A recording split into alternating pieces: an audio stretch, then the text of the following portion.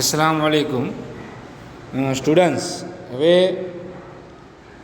આજે જે બીજા વિડીયોના અંદર આઈડેન્ટિફાઈંગ ફંક્શનના અંદર ચોથું વાક્ય આપણે લઈએ કે જેના અંદર સામે ડિસ્ક્રાઇબિંગ કોન્ટ્રાસ્ટ ક્યારે આવે?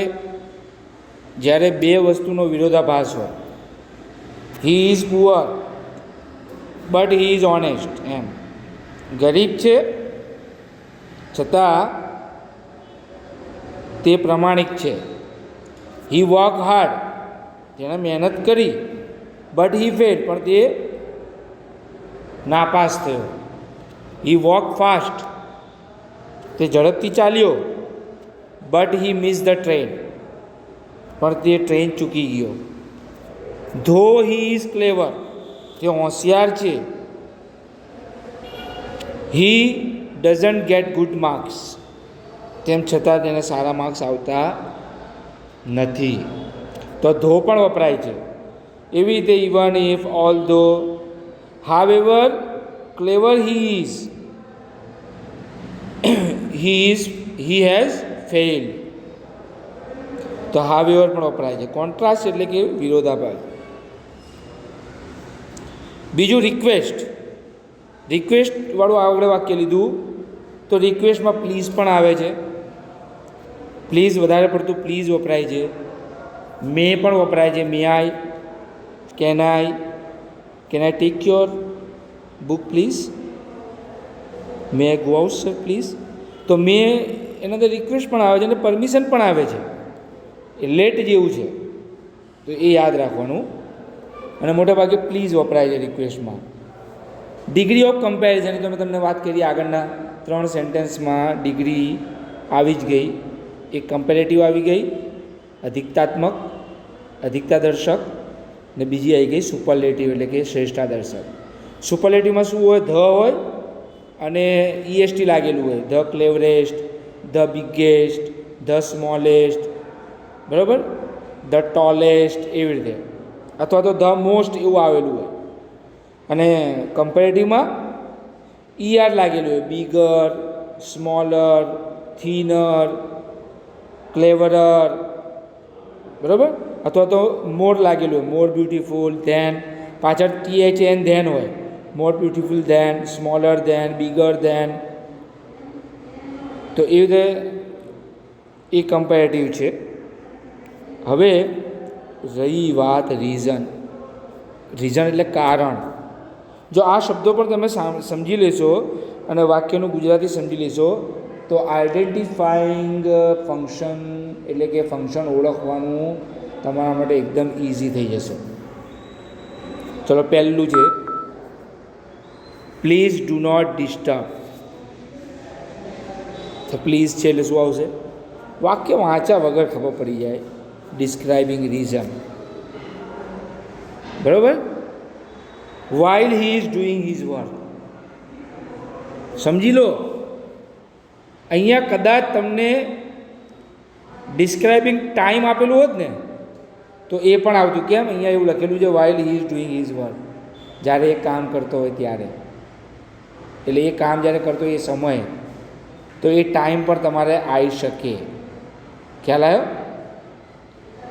આજ્ઞાર્થ પણ આવી શકે. ઇમ્પરેટિવ, આજ્ઞા પણ આવી શકે. પણ અહીંયા તમારે ઓલરેડી એક જ આપેલું છે ડિસ્ક્રાઇબિંગ રિક્વેસ્ટ, એટલે કોઈ કન્ફ્યુઝન નથી. પ્લીઝ આવે તો રિક્વેસ્ટ.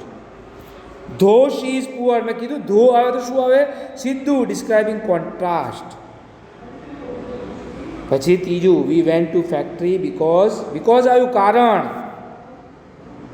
આવ્યું. કારણ કે, બીકોઝ એટલે શું? કારણ કે. તો રીઝન થઈ ગયો, એકદમ સહેલું થઈ ગયું. તમારે આ લખી નાખવાના છે. યાદ રાખજો, તમારે આ બધા સેન્ટેન્સ એના જવાબ સાથે લખવાના છે અને મને પછી સેન્ડ કરવાના છે.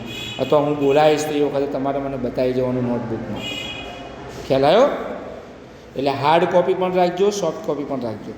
ઇવન ઇફ આવ્યું, ઓહો સહેલું, કોન્ટ્રાસ્ટ. ઇવન ઇફ સીધું કોન્ટ્રાસ્ટ જ આવે. ડિસ્ક્રાઇબિંગ કોન્ટ્રાસ્ટ, ડી આવશે જવાબ.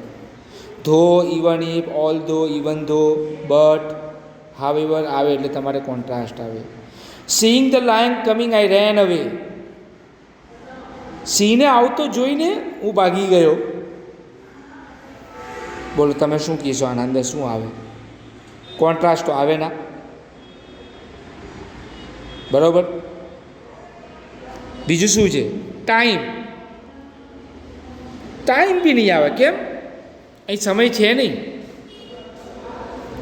રિઝલ્ટ, એણે સિંહને જોયો, રિઝલ્ટ શું આવ્યું? દોડી ગયો. એટલે ડિસ્ક્રાઇબિંગ રિઝલ્ટ સી આવશે. સી ખ્યાલ આવ્યો? ત્યારબાદ the party was not over until the sunset. સૂર્ય હાથમાં નહીં ને ત્યાં સુધી પાર્ટી બંધ થઈ નહીં. સમય બતાવે છે, ડિસ્ક્રાઇબિંગ ટાઈમ. ખ્યાલ આવી ગયો? હવે આગળ છઠ્ઠું વાક્ય. Sagar is to come to Surat next week. Next week સીધો ટાઈમ બતાવી દીધો એટલે ડિસ્ક્રાઇબિંગ ટાઈમ આવશે જ. ખ્યાલ આવ્યો? કોઈ એના અંદર રીઝન છે ને કેમ સુરત આવે છે, રીઝન છે ને એટલે એ રીઝન આવે ના. ઓલ્ટરનેટિવ આવે ને, આઈધર ઓર નાઈધર નોર હોય તો ઓલ્ટરનેટિવ આવે. ખ્યાલ આવ્યો? તો સીધું નેક્સ્ટ વીક છે એટલે તમારે રીઝન આવશે. અરે સોરી, ટાઈમ આવશે. પતી ગયું છે. The girls went to the town hall because. Because આવ્યું શું આવે? રીઝન, કારણ કે. બિકોઝ એટલે કારણ કે, એટલે ડિસ્ક્રાઇબિંગ રીઝન આવશે. Neither Sita nor Radha, either or આવે તો શું આવે? ઓલ્ટરનેટિવ. એકદમ સહેલું તમારા માટે થઈ ગયું. ડિસ્ક્રાઇબિંગ ઓલ્ટરનેટિવ એ આવશે જવાબ. તો પહેલામાં તમારે શું આવશે? બી. બીજામાં બિકોઝવાળું છે એ રીઝન છે એટલે ડી. અને ત્રીજામાં પહેલું આવશે એ. ખ્યાલ આવી ગયો? તો અહીં સુધી રાખીએ. ત્યારબાદ આપણે નેક્સ્ટ ચલાવીશું. અસ્સલામુ અલૈકુમ.